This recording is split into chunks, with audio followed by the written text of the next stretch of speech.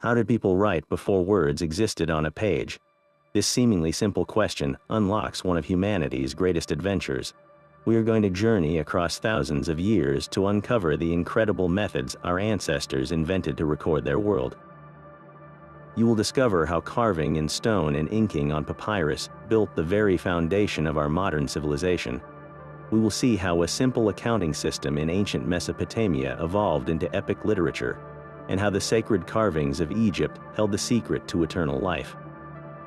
What do you believe was the most important message ever written in ancient times? The very first words were not words at all, but objects. Picture a farmer in ancient Mesopotamia around 8,000 years before the Common Era. His wealth is not in coins or paper money, but in grain, sheep, and jars of oil. How does he record a debt or prove his ownership? He uses clay. He takes a small, soft lump and shapes it into a cone, a sphere, or a disc. Each unique form represents a specific item, one token for a sack of grain, another for a single sheep. This was a three-dimensional language of commerce, a tangible counting system held in the hand. Over centuries, these token systems grew incredibly complex, with dozens of distinct shapes each signifying a different commodity. But a problem emerged. What if you needed to send a record of your goods to another city? Carrying a bag of fragile, clay tokens was risky. And what if you needed to record a transaction that would only be completed in the future, like a promise of payment? The solution was ingenious. People began placing the tokens inside a hollow clay ball, which they then sealed. To know what was inside without breaking the ball, they started impressing the shapes of the tokens onto the surface of the clay envelope while it was still soft. So the outside of the ball showed a perfect two-dimensional imprint of every token sealed within. Can you see the monumental leap about to happen? One day, a brilliant but anonymous accountant realized something astonishing. If the impressions on the outside told you everything you needed to know, then the tokens on the inside were completely redundant. Why bother sealing them away at all? And with that single, pragmatic thought, the clay tokens were abandoned, and the impressions on a flat clay tablet became the new record. Humanity had just invented the first two-dimensional writing, moving from a world of objects to a world of signs. This was the fragile, messy, and utterly brilliant birth of the written word, born not from poetry, but from the simple, urgent need to count things. That simple act of impressing a shape into clay set off a chain reaction. In the fertile plains of Mesopotamia, around 3,500 years before the Common Era, this practice evolved into the world's first true writing system, cuneiform. The tool was a reed, cut to have a sharp, triangular tip. A scribe would press this stylus into a soft, wet clay tablet, leaving behind a distinct wedge-shaped mark. The word cuneiform itself comes from the Latin for wedge, cuneus. This was not drawing, it was a method of assembly, building words and numbers from a collection of these standardized impressions. At first, its purpose was intensely practical, almost mundane. Scribes recorded the number of bushels of grain harvested, the count of livestock in a temple's holdings, or the rations of beer for workers. These tablets were the hard drives of their day, the backbone of a growing civilization's economy. But then, something extraordinary happened. The human desire for story and identity pushed the boundaries of this accounting tool. Those wedge marks, which once only represented a jar of oil or a field of barley, began to capture the sound of human speech. A sign for water could now also be used to represent the sound of the syllable a. This was the revolutionary leap from a picture representing a thing to a symbol representing a sound. It meant that anything that could be spoken could now be written down, from a king's decree to a personal letter, and finally, to epic poetry. The most famous of these is the Epic of Gilgamesh, the oldest great work of literature we possess. On clay tablets, using this script invented for bookkeeping, scribes preserved the story of a legendary king, his quest for immortality, and his grief for a fallen friend. The same wedges that tracked grain now conveyed the profound sorrow of a man facing his own mortality. How did a system designed for inventory lists come to ask the deepest questions about life and death? This was the incredible flexibility of cuneiform. a script that would dominate the ancient world for thousands of years. But this powerful script of wedges did not appear by magic. It was born from the hands of a scribe, a master of a demanding and highly respected craft. To write cuneiform was a physical, almost sculptural process. It began with the earth itself. A scribe would take fine clay from the riverbanks, mix it with water, and knead it carefully to remove any air bubbles or grit. He would then shape this prepared clay into a smooth, moist tablet, the perfect blank slate. His pen was not a feather or a brush, but a reed, cut at an angle to create a sharp, triangular tip. Holding this stylus, he would not drag it to draw lines. Instead, he pressed the corner directly into the soft clay, then lifted it, leaving behind a single, clean wedge. Every sign, no matter how complex, was built from combinations of these fundamental impressions. A horizontal wedge was a simple press. A vertical one required a twist of the wrist. Mastering this was like learning a new way to think with your fingers, a language of pressure and angle. Becoming a scribe was a monumental task, requiring years of rigorous training. Young students, often the sons of elite families, spent their days in tablet houses, copying and recopying long lists of signs, mathematical tables, and standard phrases. It was a profession that commanded immense respect, for these men were the administrators, the diplomats, and the librarians of their world. They held the power of record-keeping and memory itself in their hands. Once the writing was complete, the tablet's fate determined its longevity. For temporary records, like a daily accounting, it was simply left to dry in the hot Mesopotamian sun, becoming a brittle but legible document. But for a text that needed to endure, like a royal decree or a piece of literature, the tablet was fired in a kiln, baking it as hard as pottery. This is why so many have survived, buried for millennia, only to be unearthed and tell their stories once more. These fragile slabs of clay, born from mud and fire, became the permanent voice of a civilization. While Mesopotamian scribes pressed wedges into clay, along the Nile, a different form of writing was being carved into eternity. Egyptian hieroglyphs are some of the most beautiful and enigmatic symbols ever created by human hands. The word hieroglyph itself comes from the Greek for sacred carving, and this was far more than mere writing. It was a divine technology. For over 3,000 years, this system adorned the walls of massive temples and the deepest, most hidden tombs. Its primary purpose was not to record taxes or trade, but to serve as a direct line of communication with the gods and to guarantee a soul's safe passage into the afterlife. To write something in hieroglyphs was to make it permanently, magically true. A name carved in stone would live forever. A prayer inscribed on a wall would echo for eternity. This was writing as an act of creation and preservation, designed to defy the decay of time itself. But how did this beautiful script actually work? It was a brilliantly flexible mix of two different kinds of signs. Some hieroglyphs were logograms, meaning the picture represented the word itself. The carving of a falcon meant the god Horus. The image of a foot meant the verb to come. Yet other hieroglyphs were phonetic, representing sounds, just like the letters in our alphabet. A picture of an owl represented the sound of the letter M. A basket represented the sound combination NB. A scribe could therefore spell out words sound by sound using these phonetic signs, or he could use a logogram for a whole word, and often, he would do both at once for clarity. For instance, to write the word for a house, which was pronounced per, a scribe might use the phonetic signs for P and R, and then place the logogram of a simple rectangular house plan right beside them, just to make the meaning perfectly, undeniably clear. This complex, layered system allowed scribes to capture the rich subtleties of their language on the most permanent canvases they could devise.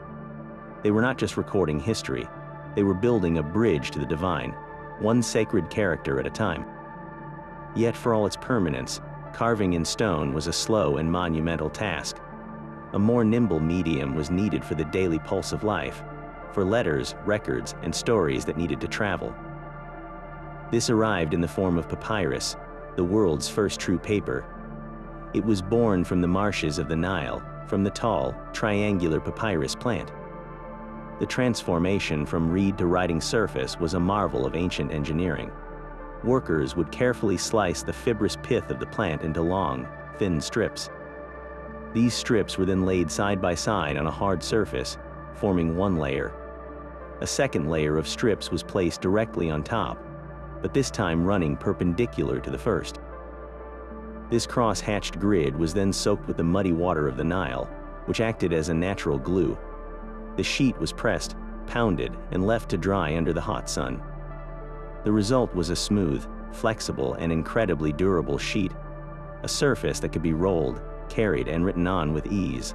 With a stack of these sheets, a scribe could create a scroll, a portable library that held the entire administration of an empire or the wisdom of its poets. But this new paper demanded a new kind of ink and a new way to write. The scribe's toolkit shifted from chisel to brush. He would carry a small palette with 2 depressions for cakes of pigment, one black, one red. To make ink, he would dip his fine reed brush into water and rub it on the black cake, which was typically made from soot mixed with gum. This ink flowed smoothly onto the absorbent papyrus, allowing for a speed and fluidity that was impossible on stone. This speed gave rise to new, faster scripts. The elaborate hieroglyphs were simplified into a flowing handwriting known as hieratic, used for religious and literary text. Later, an even more rapid script called demotic emerged for everyday business and legal documents. With a reed brush in hand and a scroll of papyrus unrolled before him, an Egyptian scribe could now capture the fleeting words of a merchant's contract, the intimate thoughts of a personal letter, or the complex narratives of a story. Writing was no longer just for eternity, it was for the here and now. For over 1,000 years, the voice of ancient Egypt fell silent. The knowledge of how to read the sacred carvings vanished entirely, leaving the magnificent temples and tombs as beautiful but utterly mute monuments. The hieroglyphs became an impenetrable mystery, a locked door to an entire civilization's history, beliefs, and stories. The key to that lock was discovered not by an archaeologist, but by a soldier in Napoleon's army in the year 1799. While repairing a fort near the Egyptian town of Rosetta, his men unearthed a slab of dark granodiorite stone about the size of a large tabletop. Its surface was covered in writing, but not just one kind. It was divided into 3 distinct panels. At the top were the elegant, pictorial hieroglyphs. In the middle was a flowing, cursive script they would later identify as demotic, the everyday writing of the Egyptians. And at the bottom was ancient Greek, a language scholars could already read. The realization was electrifying. This was the same decree, issued by priests in honor of Pharaoh Ptolemy V, written out in 3 different scripts. The Rosetta Stone was not just an artifact, it was a translation manual carved in stone. The race to decipher the hieroglyphs became one of the greatest intellectual puzzles of the age. Scholars across Europe pored over copies of the inscriptions, knowing that the Greek text was their guide. They could match the known names and titles from the Greek section to their equivalents in the other 2 scripts. A young French linguist named Jean-François Champollion became obsessed with this challenge. He focused on the royal names enclosed in oval loops called cartouches, correctly guessing that these would spell out the names of the Ptolemaic rulers. He matched the Greek name Ptolemaios to the signs in a specific cartouche, assigning phonetic sounds to the hieroglyphic characters. But his true breakthrough came when he received inscriptions from another temple that contained a cartouche with a different name. Using his growing understanding of the phonetic alphabet, he sounded out the signs. They spelled out Kleopatra. It was the name Cleopatra. This was the final, definitive proof that hieroglyphs were not just mystical pictures, but a complex system that could record the sounds of a spoken language. Champollion, upon confirming his work, reportedly ran to his brother's office, shouted, "I've got it," and then collapsed in a dead faint for 5 full days. He had not simply translated a text, he had torn down a wall of silence, allowing the pharaohs, priests, and people of ancient Egypt to speak to the modern world once more. Far to the east, another civilization was discovering the power of the written word in a crucible of fire and bone. In the river valleys of ancient China, during the Shang dynasty around 1600 years before the Common Era, writing emerged not from accounting, but from a desperate need to speak with the gods. The earliest confirmed Chinese writing we have is not found on clay tablets or papyrus scrolls, but on the scorched bones of oxen and the undershells of turtles. These oracle bones were the medium for a profound ritual of divination. A king or a priest would pose a critical question to the ancestral spirits. Will the harvest be abundant? Will we be victorious in the upcoming battle? Will the queen's childbirth be safe? This question was then carefully carved onto a polished piece of bone or shell. The scribe used a sharp tool to incise the characters with remarkable precision, each one a complex and elegant pictograph that was the direct ancestor of the Chinese characters used today.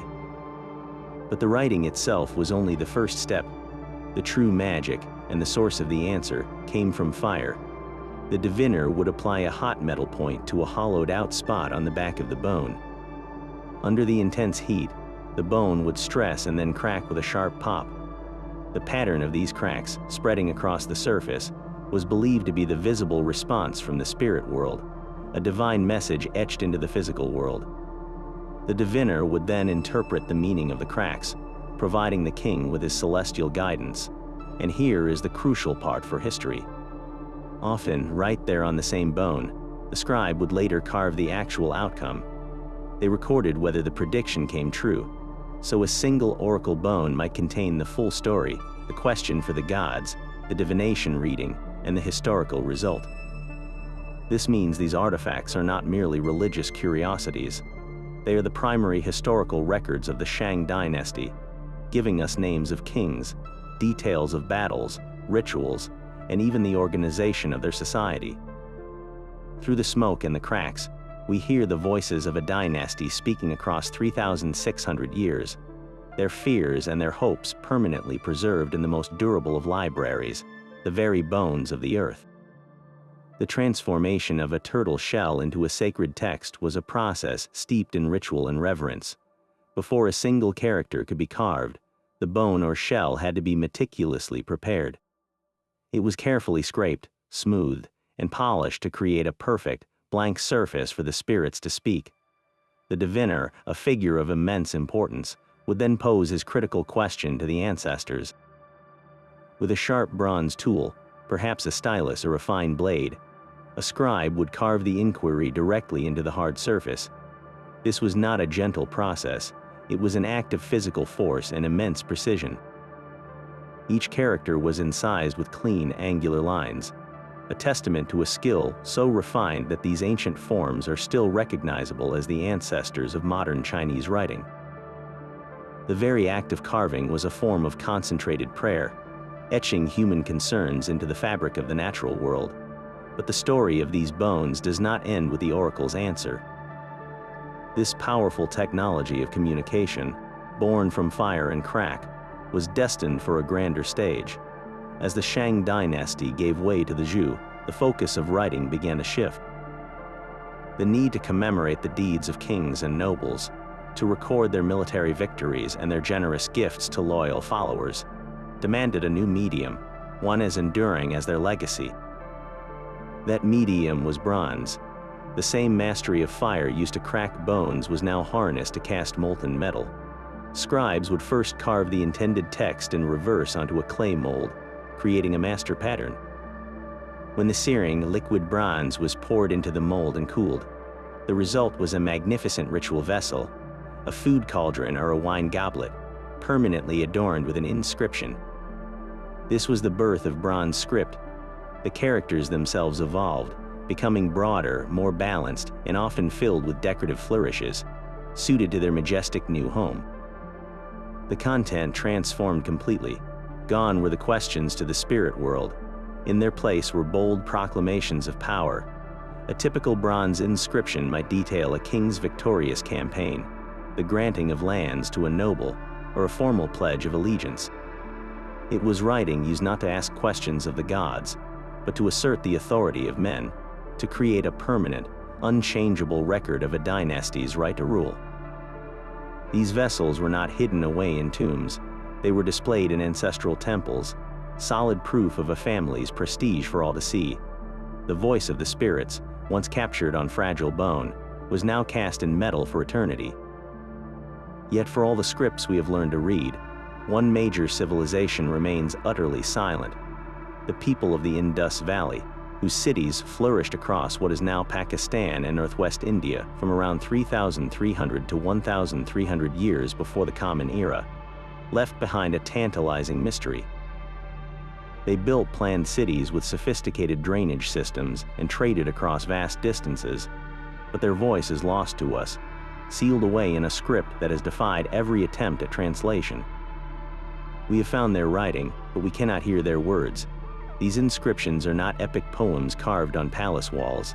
They are astonishingly brief, found mostly on small, square stone seals, amulets, and some pottery fragments.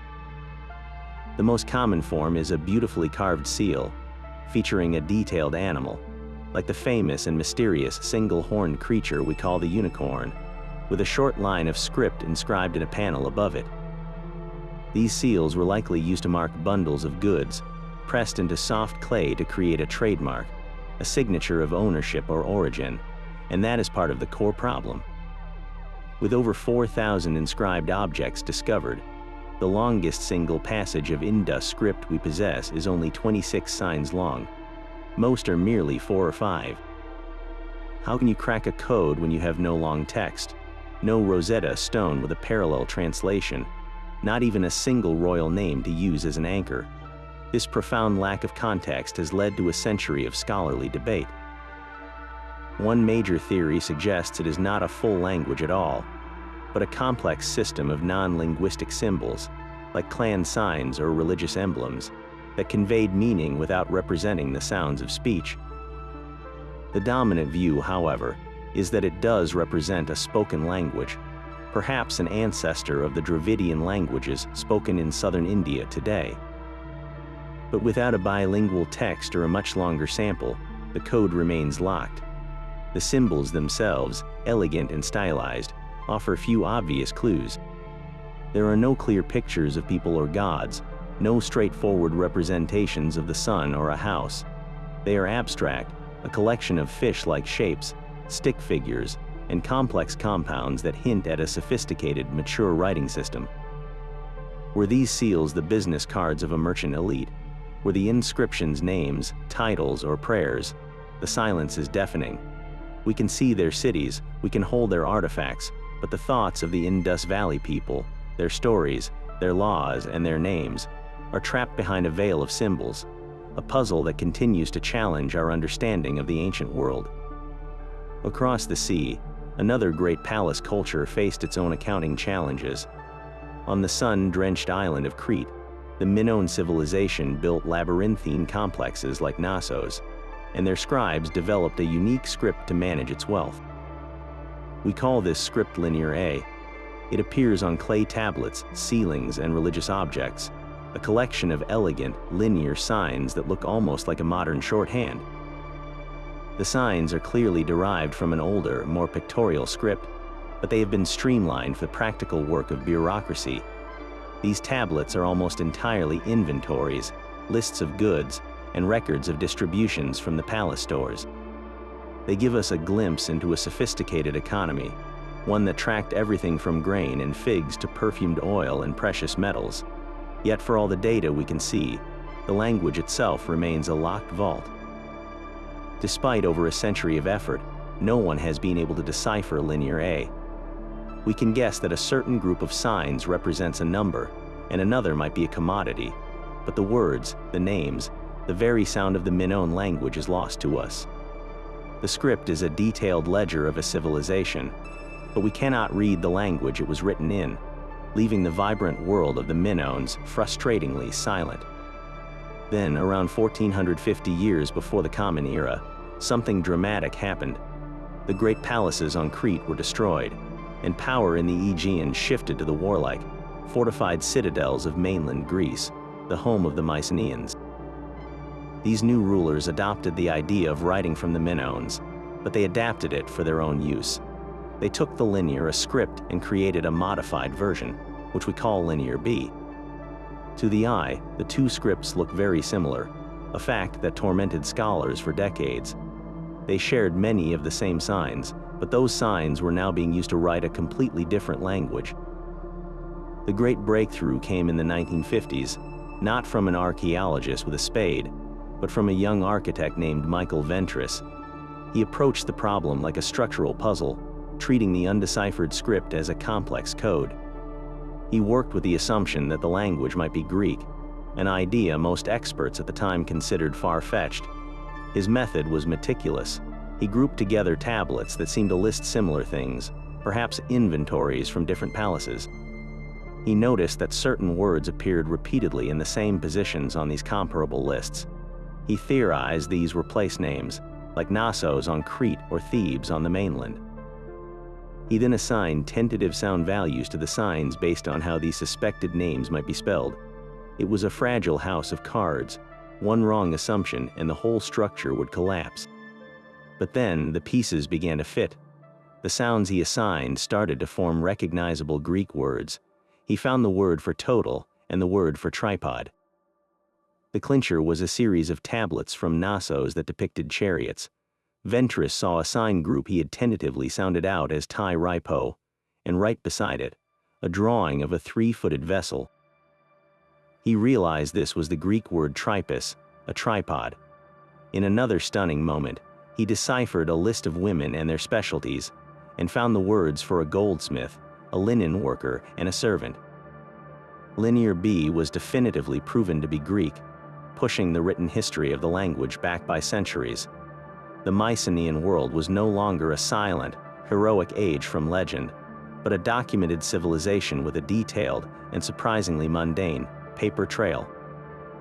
Their tablets reveal a palace-centered economy obsessed with tracking every single asset, from chariot wheels and swords to spices like coriander and cumin, and most soberingly, human beings listed simply as commodities. The voice of these early Greeks, recovered from baked clay, speaks not of epic heroes, but of meticulous accountants. While the Mycenaeans tracked their goods with complex syllabic script, a revolution in simplicity was brewing on the eastern shores of the Mediterranean. The Phoenicians, master sailors and merchants of the ancient world, faced a problem of speed and clarity. Their bustling trade networks stretched from the Levant to Spain, demanding a way to record transactions quickly and unambiguously. Their brilliant solution was not a new set of pictures or syllables, but a fundamental reduction of writing to its most basic sonic components. Around 1,050 years before the Common Era, they developed the first widely used alphabet, a system we call an abjad. This was not an alphabet as we know it with vowels and consonants, but a streamlined set of about 22 signs, each one representing a single consonant sound. The genius was in its economy. Instead of needing to memorize hundreds or even thousands of complex symbols for words or syllables, a Phoenician merchant only needed to learn these 24 basic signs. This made writing and reading dramatically faster to learn, a skill no longer reserved for a class of highly trained elite scribes. The signs themselves were elegantly simple, many derived from older Egyptian hieroglyphs, but stripped of their pictorial meaning. The first sign, Aleph, depicted an ox head, but it no longer meant ox. It only represented the glottal stop consonant sound at the beginning of the word. The second sign, Bet, came from a house, but now only meant the B sound. This was a profound abstraction, moving from a world of ideas to a pure world of sound. With this portable, efficient tool, a merchant could note a cargo of cedar wood or a payment of silver on a wax tablet or a piece of broken pottery with effortless speed. As their ships crisscrossed the sea, they carried this revolutionary technology with them, not as a cultural export, but as a practical tool of commerce. And wherever they established a trading post, the local people saw this system and recognized its power. The Greeks were among the first to adopt it, adding signs for vowel sounds to perfectly fit their own language, creating the direct ancestor of our own Latin alphabet. This mercantile script, born from the need for clear accounting on a rolling ship deck, became the foundation for nearly every major writing system in the Western world. It was the democratization of the written word, turning a tool of priests and kings into an instrument available to anyone with something to say. This Greek innovation transformed the very nature of reading. For the first time, a written word could be sounded out exactly as it was spoken, with every distinct vocal inflection captured on the page. Imagine trying to read a sentence where all the A's, E's, I's, O's, and U's were missing. That was the challenge of the Phoenician script, a system brilliant for its simplicity but ambiguous for a language like Greek, where vowel sounds were critical to meaning. The Greeks looked at the Phoenician sign for a guttural H sound, a symbol called he, which their language did not use. Instead of discarding it, they repurposed it. That sign became our letter E, representing the pure vowel sound at the start of a word like echo. They did this again with the sign for a glottal stop, aleph, turning it into our letter A. Another ayin became O.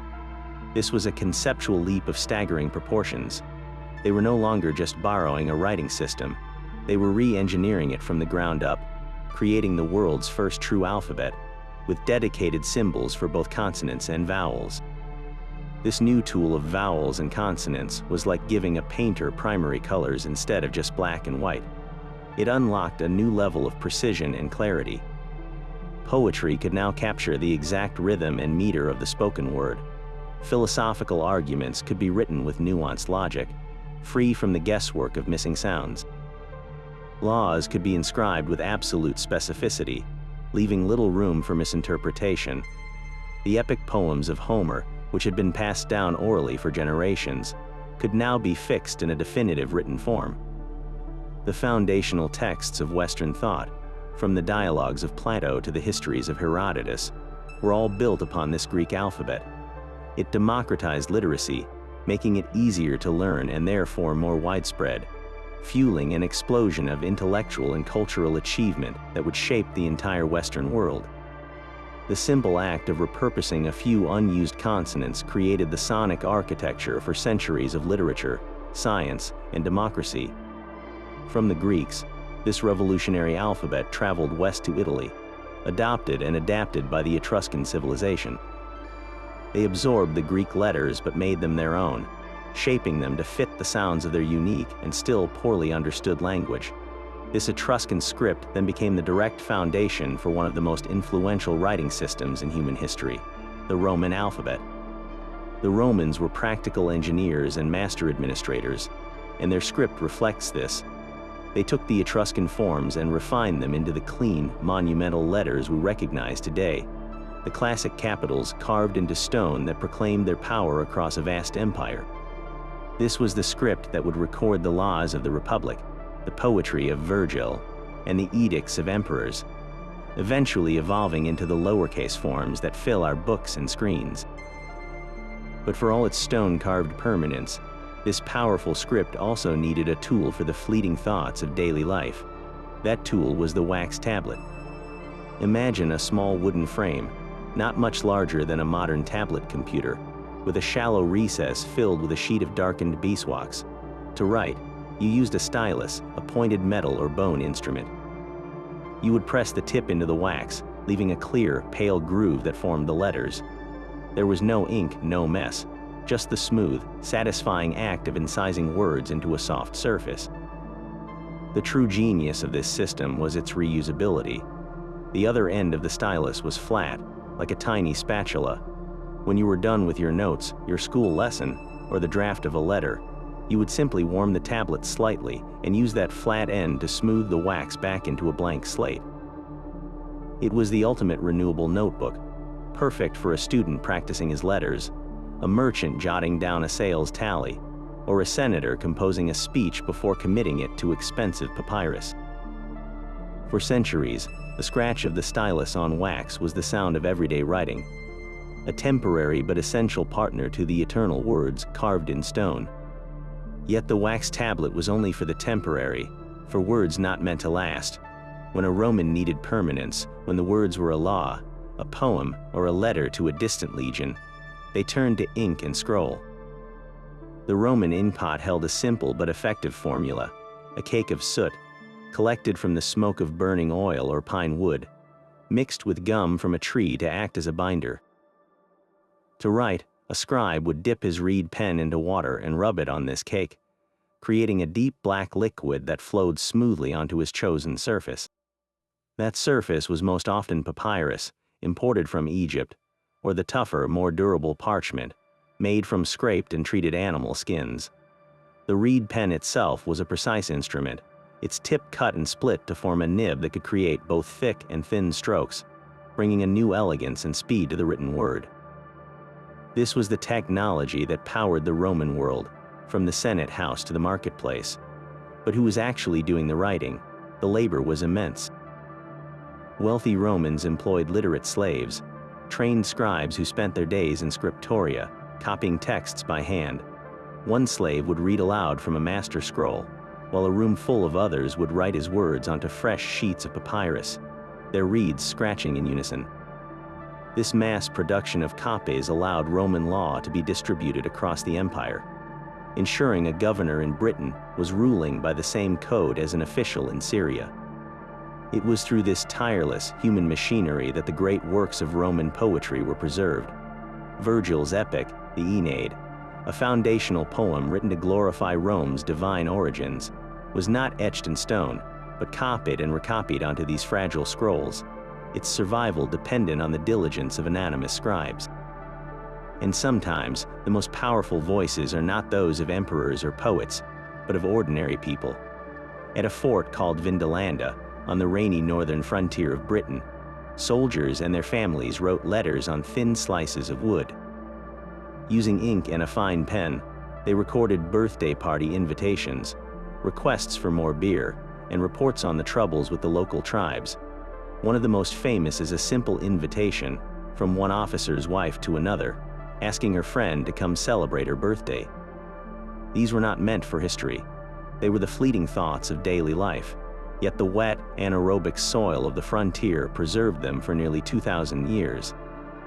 The grand sweep of Roman law and epic poetry was built upon a mountain of these intimate human moments, all captured in the same, simple ink. Far across the Atlantic, in the dense rainforests of Mesoamerica, the Maya developed a writing system of breathtaking complexity. Their script was not an alphabet, but a logosyllabic tapestry, a system where a single, intricate glyph could represent an entire word or a distinct syllable. Imagine the challenge of a puzzle where each piece is itself a miniature work of art, combining animal features, human forms, and abstract patterns into a single, condensed symbol. These glyphs were not merely decorative, they were the voice of kings and astronomers, carved with immense skill into the sides of towering stone stelae that stood in city plazas.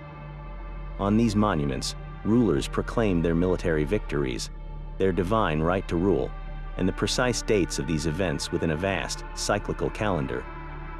The same script adorned delicate painted pottery, telling stories of gods and the underworld, and it was written in books made from beaten bark paper, coated with a fine layer of lime plaster to create a smooth, white surface for the scribe's brush.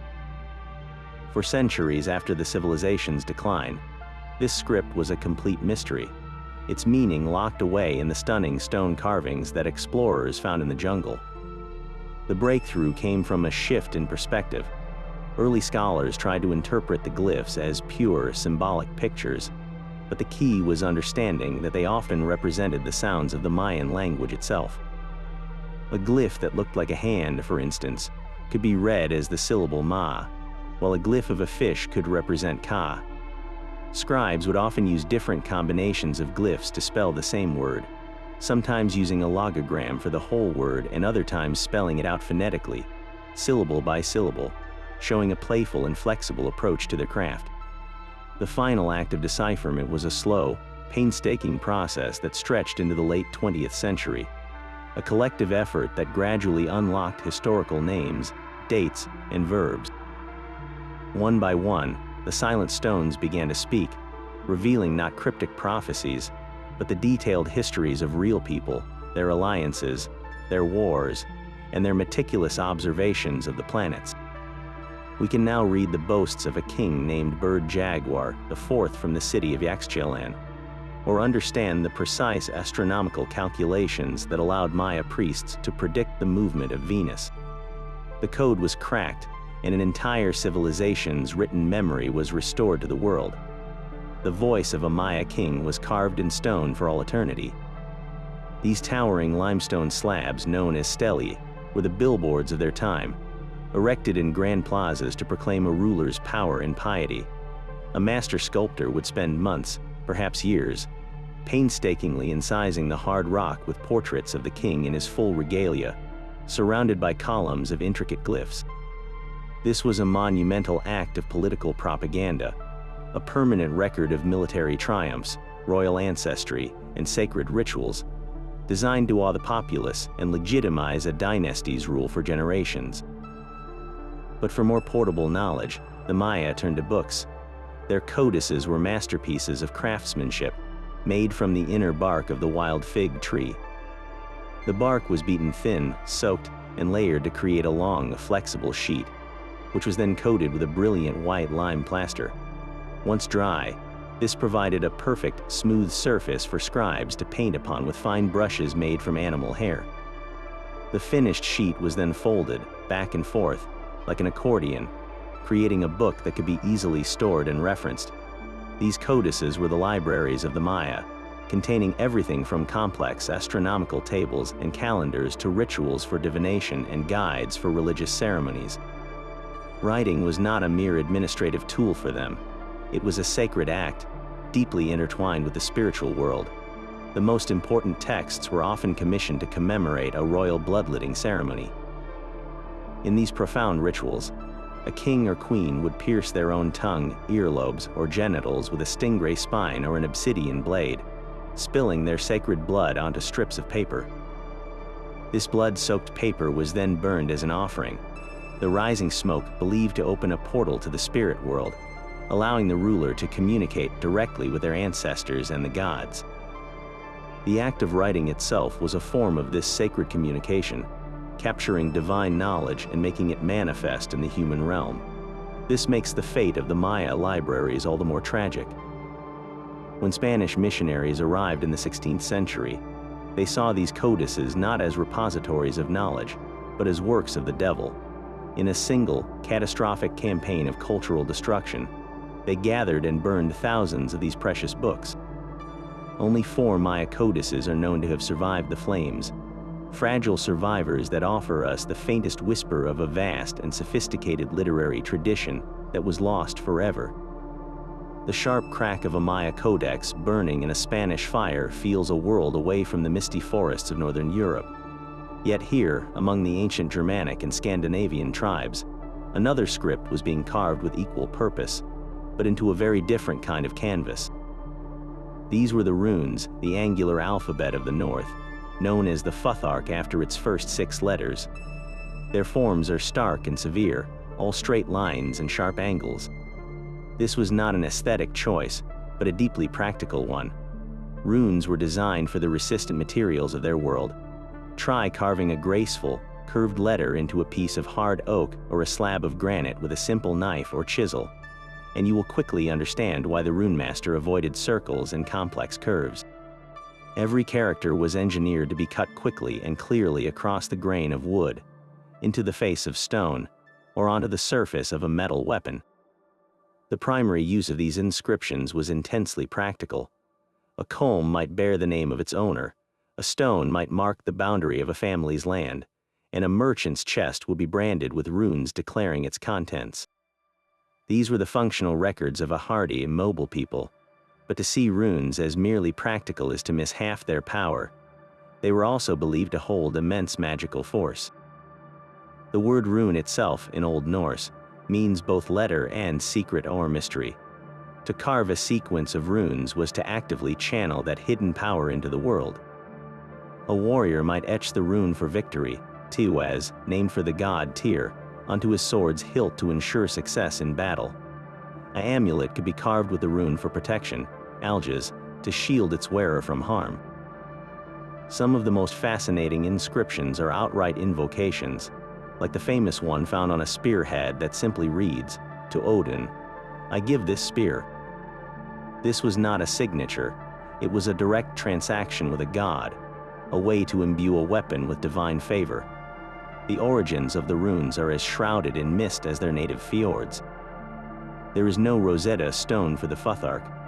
Scholars see clear structural similarities to earlier Italian alphabets, like Etruscan or Old Latin, suggesting the core idea of an alphabet traveled north through trade or war. But the Germanic peoples did not simply copy these scripts. They radically transformed them, stripping away letters for sounds their language did not use and redesigning the remaining shapes for their own harsh materials and spiritual worldview. Norse mythology itself offers a more dramatic origin story. It claims the runes were not invented, but discovered by the god Odin. In a terrifying act of self-sacrifice, he hung himself from the world tree, Yggdrasil, pierced by his own spear, for 9 days and 9 nights, refusing all sustenance. At the climax of his agony, he peered into the depths and, with a great cry, grasped the runes, pulling them up into the world of gods and men. This was not a story of a clever merchant streamlining his bookkeeping, but a myth of divine suffering and revelation, framing the written word as a prize wrested from the cosmos at a terrible price. So each runic inscription sits at the crossroads of the mundane and the magical, a tool for labeling a tool chest that could also, in the right hands, call upon the fury of the gods. The stark geometry of the rune gave way to a new softness in the scriptorium.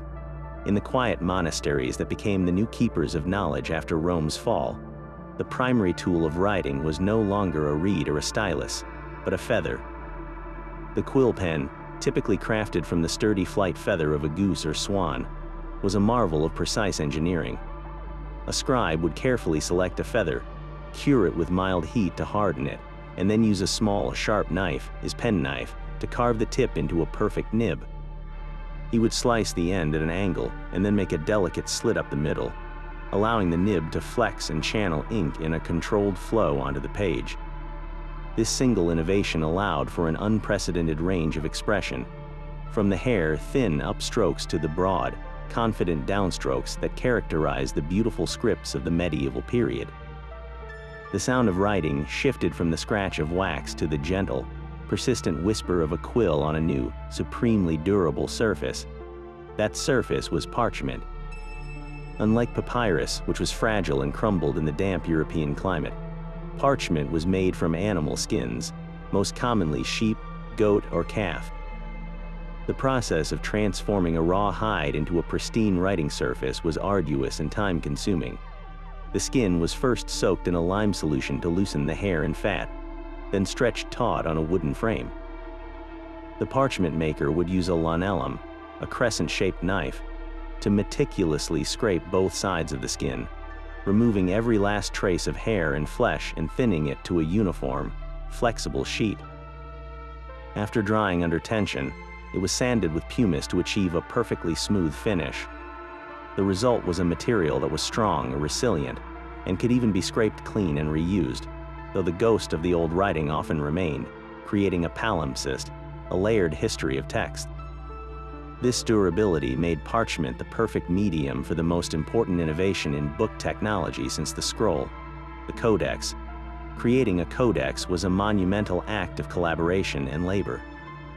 A single large book, like a Bible, might require the skins of 200 sheep.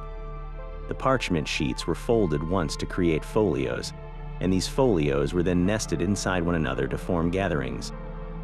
A scribe would painstakingly copy the text onto these folded sheets, one quill stroke at a time, often working for months or even years on a single volume.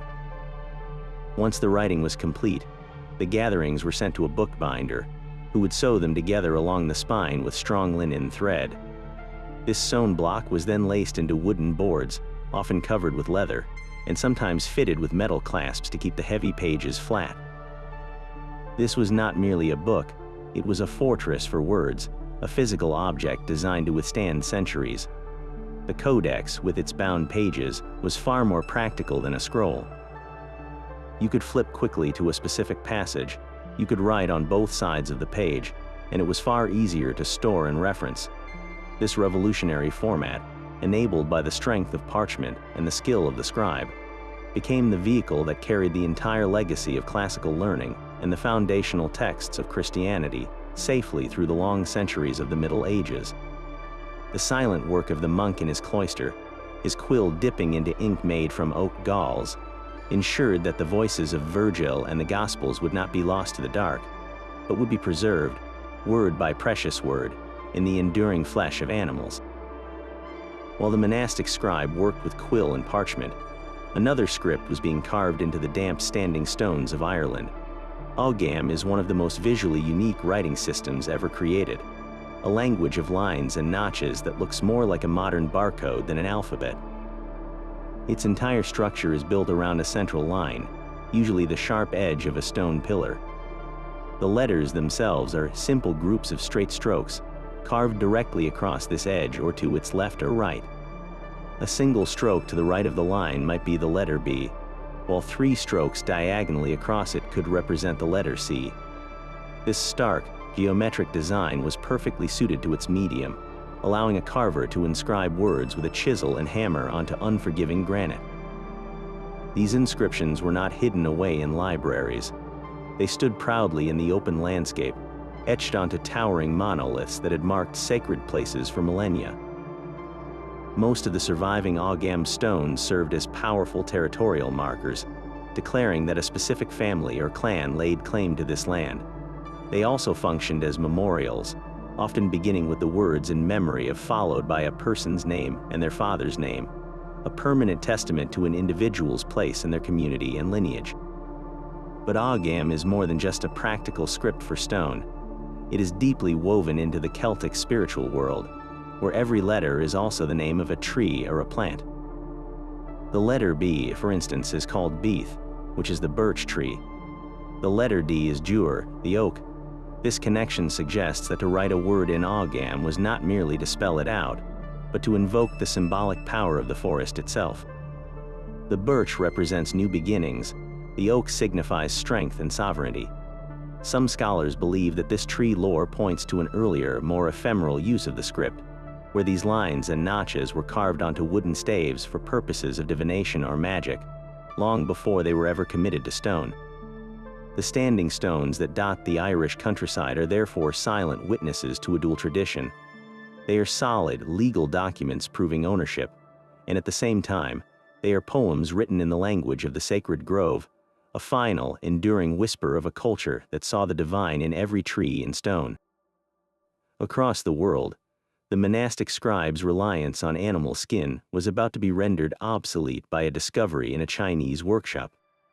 While parchment required entire herds of sheep and an arduous preparation, the Han Dynasty court official Kai Lun presented the emperor with a material born from humble ingredients, an innovation that would democratize writing itself around the year 105 of the Common Era. His paper was not made from leather or reeds, but from a pulp of mulberry tree bark, old rags, discarded hemp, and fishnets, all beaten into a fibrous mush and suspended in a vast vat of water. The genius of the process lay in the mold, a fine mesh screen that a worker would dip into the murky soup. As he lifted it, the water would drain away, leaving behind a delicate, interwoven mat of random fibers on the screen's surface. This wet sheet was then pressed to squeeze out the remaining water and finally dried, resulting in a strong, flat, and remarkably uniform sheet. This was a revolution in economics and accessibility. Suddenly, the raw materials for writing were cheap and plentiful, the waste products of other industries transformed into a canvas for thought. Unlike brittle papyrus or costly parchment, paper was flexible, absorbent, and could be produced in staggering quantities. It was the perfect medium for the brush and ink that Chinese scholars had long perfected. The Chinese bureaucracy, one of the largest and most sophisticated the world had ever known, seized upon this new technology. Edicts could be copied and distributed across the empire by the thousands. Poetry and philosophy, once confined to heavy bamboo slats or expensive silk, could now flow freely, fostering an unprecedented expansion of literacy and learning. But this was a secret China would guard for centuries, a technological marvel that would take hundreds of years to travel the Silk Road and ignite a similar revolution in the West, forever changing the way the world records its knowledge. The quiet scratch of a quill was the sound of civilization's survival. As the Roman Empire crumbled, Its great libraries and schools faded into memory, and the fragile light of literacy flickered dangerously low across Europe. In this gathering darkness, a new kind of fortress arose, not to defend against armies, but to safeguard knowledge itself. These were the monasteries, islands of learning in a sea of upheaval, and their primary weapon in this silent war was the scriptorium. This was a dedicated room, often the quietest and best lit in the entire complex, where the most crucial work of the age took place.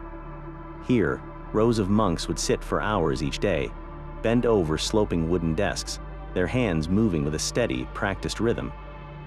Their task was monumental, to copy by hand every word of every text they could acquire. They copied the Bible, of course, but also the works of Virgil, the philosophy of Plato, the histories of Herodotus, and the scientific texts of Galen. Without their devotion, these foundational works of Western thought would have simply vanished from the world. The process itself was a form of meditation and immense physical labor. A single monk could spend an entire year copying one large book. He would first prepare the parchment, ruling it with faint lines to keep his writing straight. Then, with his carefully cut quill and ink made from oak galls and iron salts, he would begin, letter by perfect letter, replicating the text before him. This was not mere transcription, it was an act of reverence. The scriptoria became the engines of cultural memory, the sole pipeline through which the wisdom of the ancient world could flow into the future. They were also centers of learning in their own right, where monks were taught to read and write, and where new texts on theology, music, and nature were composed. Every page they finished was another thread pulled from the past, woven into a safety net for the future. In the silent, sunlit scriptorium, the fate of 1,000 years of human achievement rested on the patience of a single monk, his quill poised, ensuring that the voices of the ancients would never be silenced. Centuries before Gutenberg's press, a different kind of revolution was quietly taking shape in China. The invention of paper had created an insatiable demand for texts, and scribes could no longer keep up. The brilliant solution was woodblock printing. A calligrapher would first write the text for an entire page in fine ink onto a sheet of thin paper. This sheet was then pasted face down onto a smoothly planed block of wood, usually pear or jujube. A carver would then use sharp tools to meticulously cut away all the wood that was not covered by the inked characters, leaving the text raised in perfect relief. The block was inked with a brush, a sheet of paper was laid over it, and a brush or a flat pad was rubbed firmly across the back. When the paper was peeled away, it held a crisp mirror image copy of the original page. This was the first method of mechanical printing, and it allowed for the mass reproduction of everything from Buddhist sutras and classic literature to paper money and playing cards. An entire library could be duplicated, page by laboriously carved page, but the limitations were soon apparent.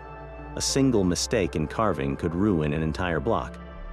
Storing thousands of wooden blocks for different books was a massive logistical challenge. And what if you only wanted to print a few copies of a short text? The investment of time and material was immense. The answer to this problem was a conceptual leap of staggering genius. Around the year 1040, an artisan named Bai Sheng invented movable type. He created individual characters, each one a raised, reversed image, carved onto small, identical blocks of sticky clay. These clay types were then hardened by fire until they became as durable as ceramic. For printing, an iron frame was placed on an iron plate, and a mixture of pine resin, wax, and paper ash was spread across the plate. The typesetter would then carefully arrange the needed ceramic types side by side within the frame, pressing them into the mixture to hold them firmly in place. Once the full page was set, the plate was gently heated, softening the resin just enough to bind the type together into a single, solid printing block.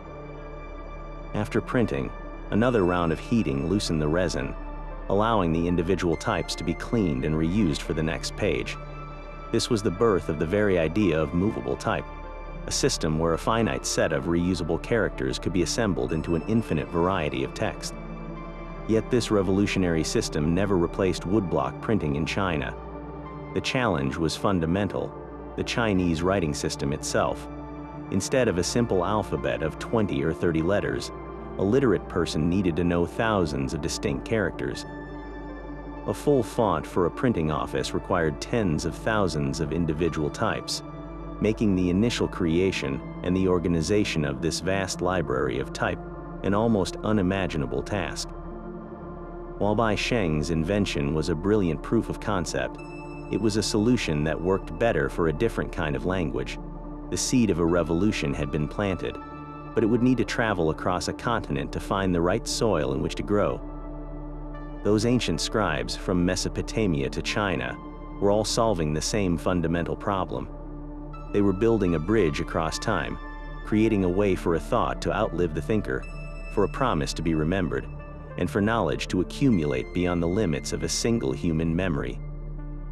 The clay tokens that evolved into cuneiform were not so different from the numbers in a modern spreadsheet, both systems designed to track wealth and organize society. The Phoenician merchant's streamlined alphabet, born for clarity in commerce, is the direct ancestor of every letter you are reading right now. Each innovation, from the reed stylus to the wax tablet to the codex, was a step toward making communication faster, more durable, and more accessible. This relentless drive to record and connect is arguably humanity's single most transformative invention. Without it, law, literature, science, and history itself would be impossible. We would be forever trapped in the present moment, unable to learn from the past or plan for the future. The written word is the foundation upon which every layer of our civilization has been built, the shared memory of our species that allows us to stand on the shoulders of every scribe, poet, and accountant who ever pressed a mark into clay, brushed ink onto paper, or carved a story into stone. From the first wedge pressed into Mesopotamian clay to the elegant glyphs painted on Mayan bark paper, every script we have explored reveals a universal human drive to speak across the centuries. These were not merely tools for keeping lists. They were the very engines that powered civilization, enabling the first laws to be codified, the first stories to be preserved, and the first complex thoughts to be shared beyond a single lifetime. Each system, from the accountant's tally to the king's proclamation, was a triumph of ingenuity, born from the specific needs of its culture and crafted from the materials at hand.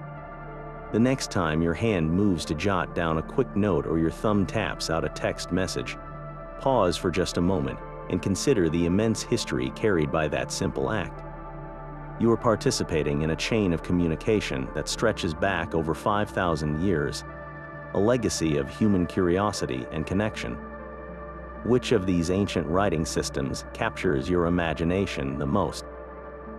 Was it the sacred carvings of the Egyptians, the mercantile genius of the Phoenician alphabet, or the mysterious, untranslated script of the Indus Valley? Share your thoughts in the comments below, and if you enjoyed this journey through the origins of writing, subscribe for more adventures into the deepest mysteries of our shared past.